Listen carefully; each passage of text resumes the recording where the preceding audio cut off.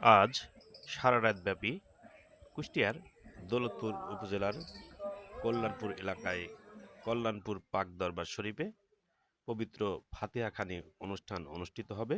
অনুষ্ঠান সম্পর্কে কথা বলছেন হজরত মৌলানা মোহাম্মদ নুরুল হক জিহাদি, খাদেম, সৌদিয়া পাক দরবার শেখ, কল্যাণপুর, দৌলতপুর, কুষ্টিয়া। আজকের যে অনুষ্ঠান এই অনুষ্ঠান সম্পর্কে একটু বলবেন।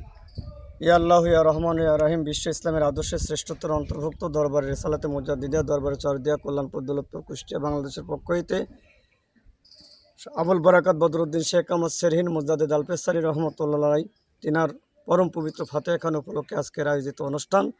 এই অনুষ্ঠানে তামাম বাংলাদেশ তথা ভারত, বাংলা, পাকিস্তান থেকে বিভিন্ন জায়গা থেকে আমার দয়াল বাবা কল্যাণপুর হুজুর কেবলা জানের ভক্ত মুরিদ সন্তানরা তিনারা আজকে এই অনুষ্ঠানে যোগদান করবেন এবং এখানে জিকির, আজগার, কোরআন তেলাওয়াত, ওয়াজ মাহফিল পরিশেষে আখেরি মোনাজাত তথা তারা বাংলাদেশের মুসলমানদের জন্য এবং সমস্ত জাতির জন্য কল্যাণের জন্য দোয়া এবং মাগফিরাত কামনা হবে।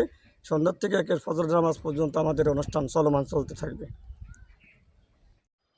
উক্ত পরম পবিত্র ফাতিহা খানি অনুষ্ঠানে দেশের সকল আশেকান জাকেরান ভাই বোনদের যথাসময় আসার আহ্বান করেছেন দরবার শরীফ কর্তৃপক্ষ।